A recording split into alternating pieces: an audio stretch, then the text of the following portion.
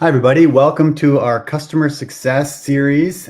We are back on doing these monthly with the experts at Komprise. And today I'm really excited to have Neha Das here from our product management team. And we're going to be talking about Elastic data migration updates.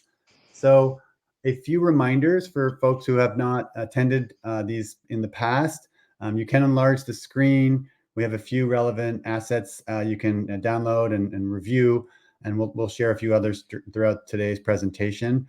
And you can also access all of our previous customer success webinars on the website, komprise.com/techcrunch. So we're going to try to stick to 30 minutes and spend most of the time in the product. This is not a marketing webinar. So the goal is to review what's new in the Elastic data migration product. And we're going to focus on two specific areas: automatic creation of destination, multiple shares, and the chain of custody report. We're also going to share a few tips and tricks on just really sort of best practices for these two new areas of functionality. So let's jump right in. We usually start with just an overview of all the things that are new in the platform. Most of our customers now are kind of right with us on their upgrades and taking advantage of new functionality. And we have tried to do these webinars on specific topics. For example, we did a whole, couple of webinars on reporting.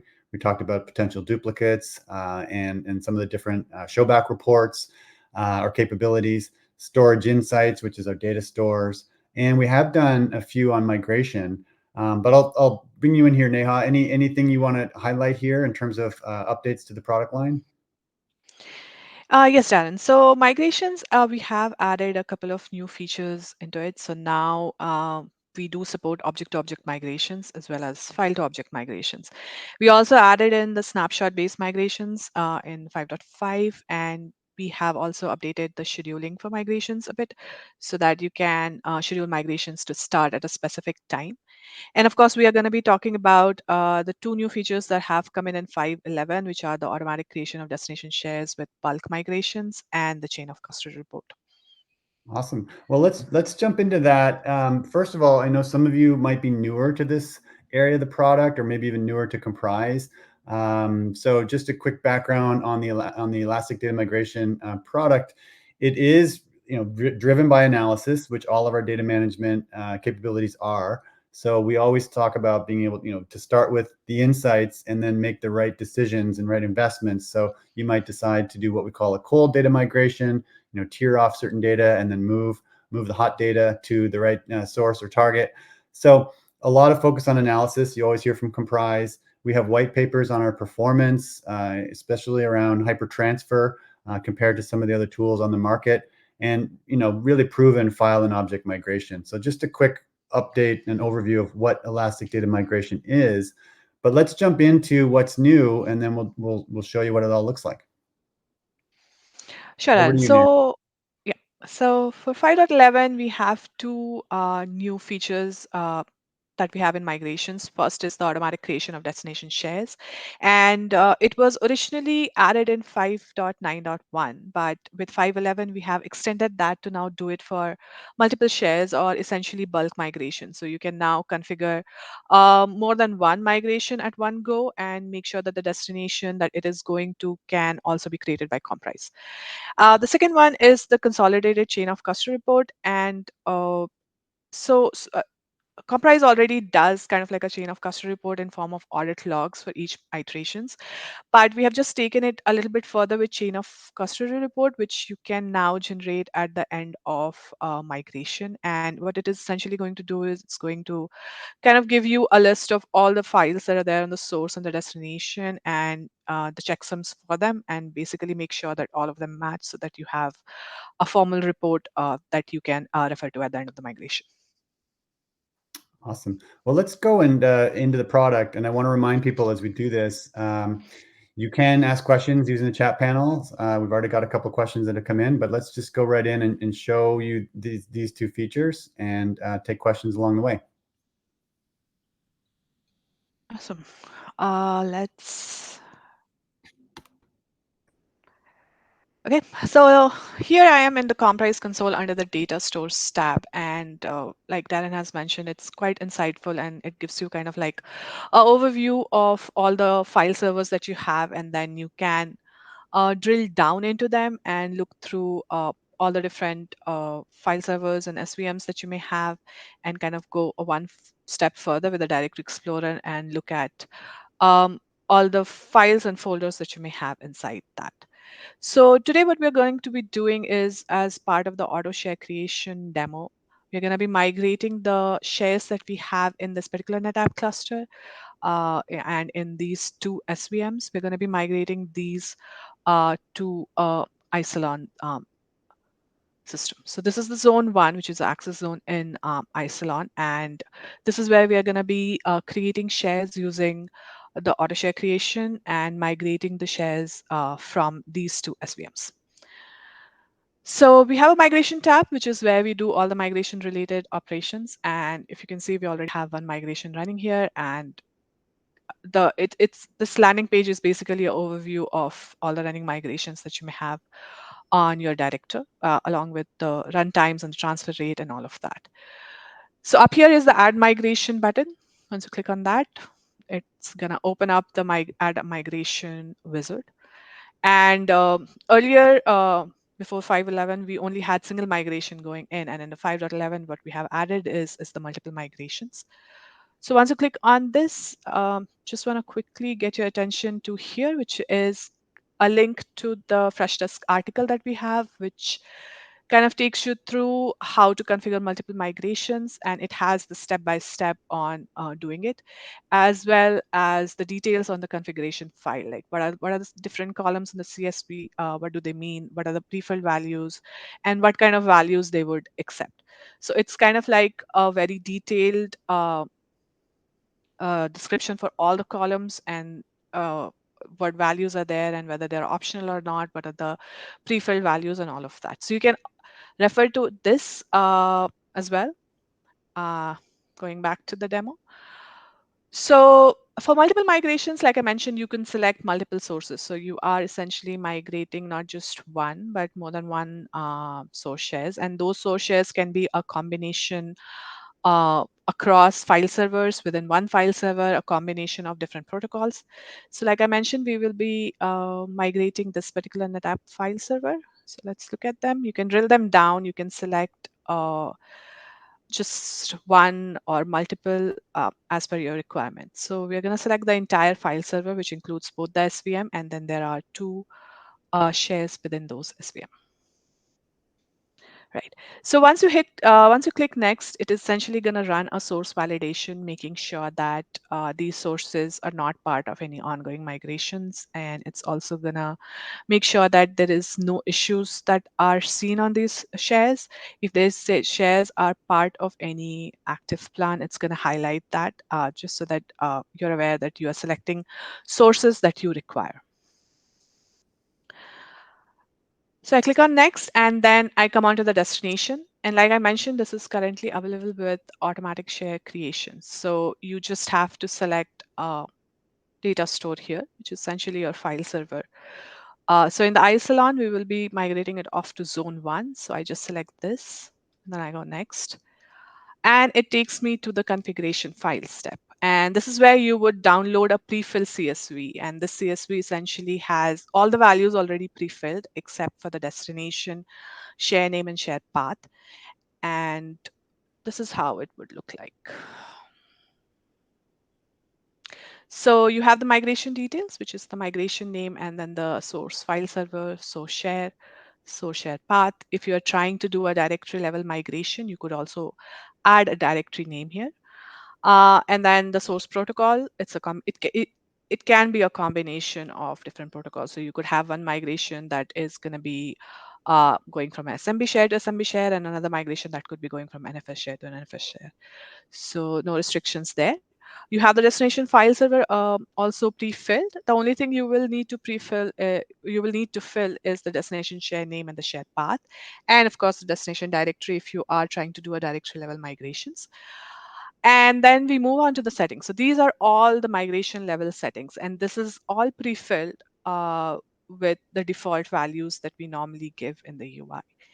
And if that is good for you, you can just go ahead and use the CSV as is. But if you want to tweak it on a per migration job basis, you could do that as well. So if for some jobs you need to be using snapshots, you can turn them to true, or you can configure different iteration interval or a different scheduling for jobs as per your requirement.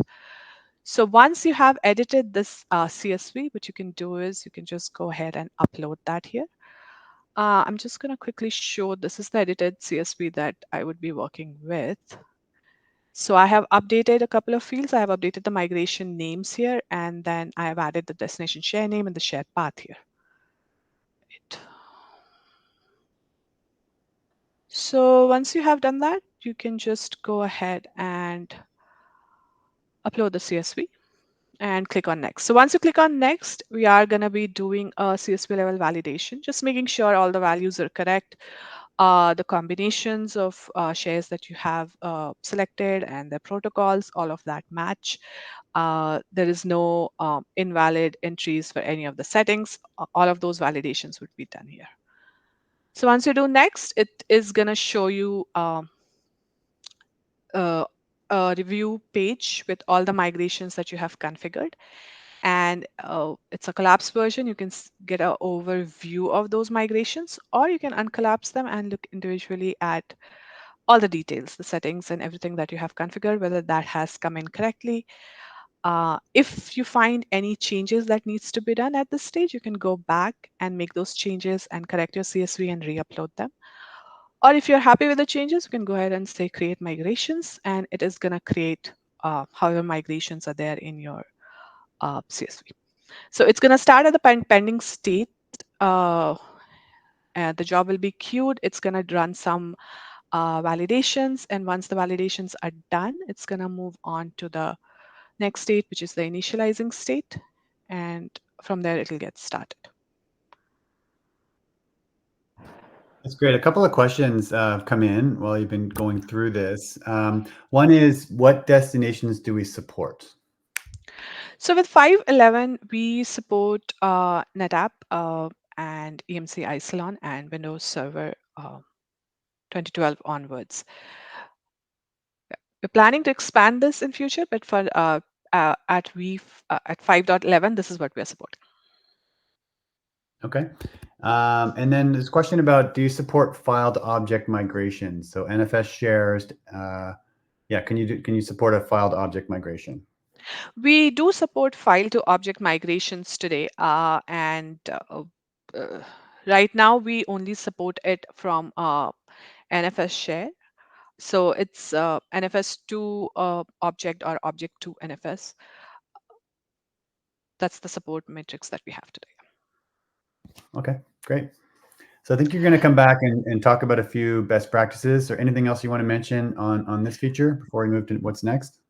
Yeah, I just want to quickly show if that these are the four. So zone one earlier didn't have any shares in it. So these are the new shares that we have created and kind of added to the Komprise and then started the migration on.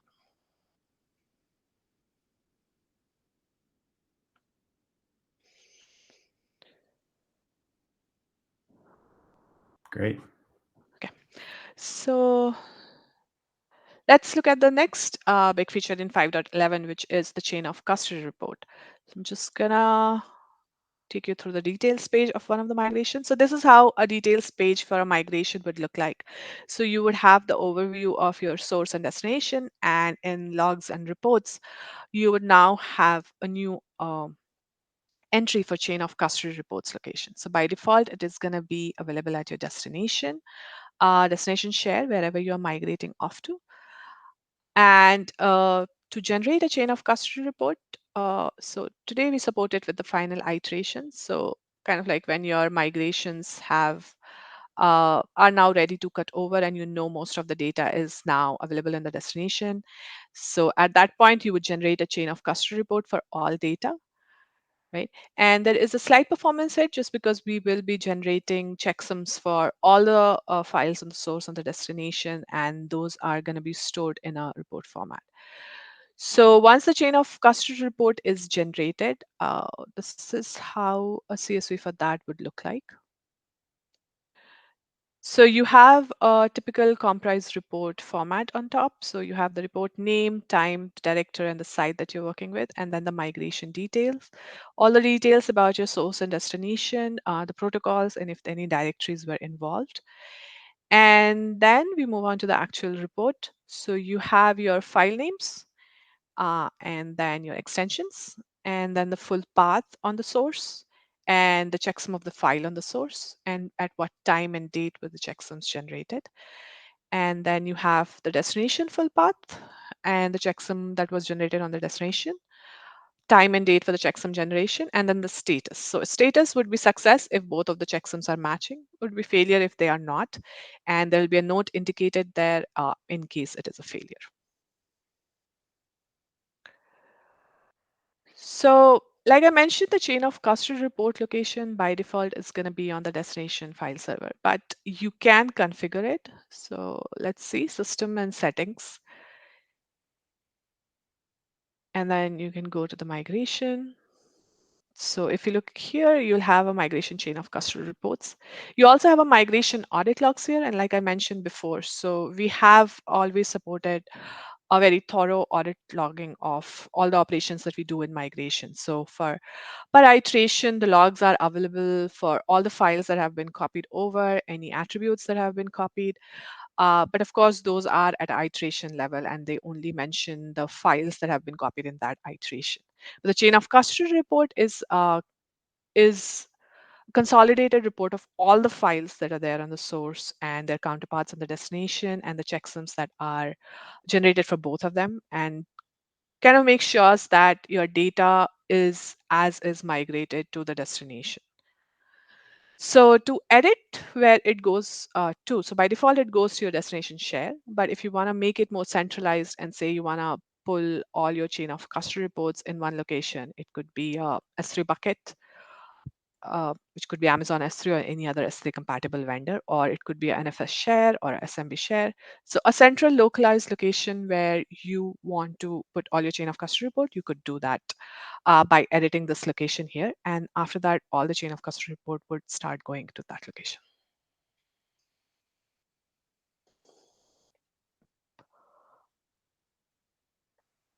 So that's it for chain of custody report.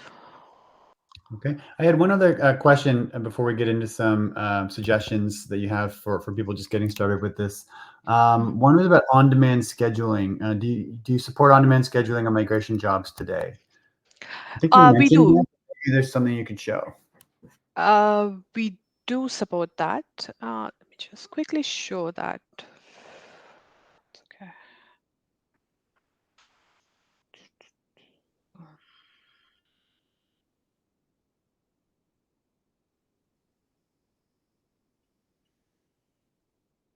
Mm. I put you on the spot. No, I think we could just create a new share and start with that.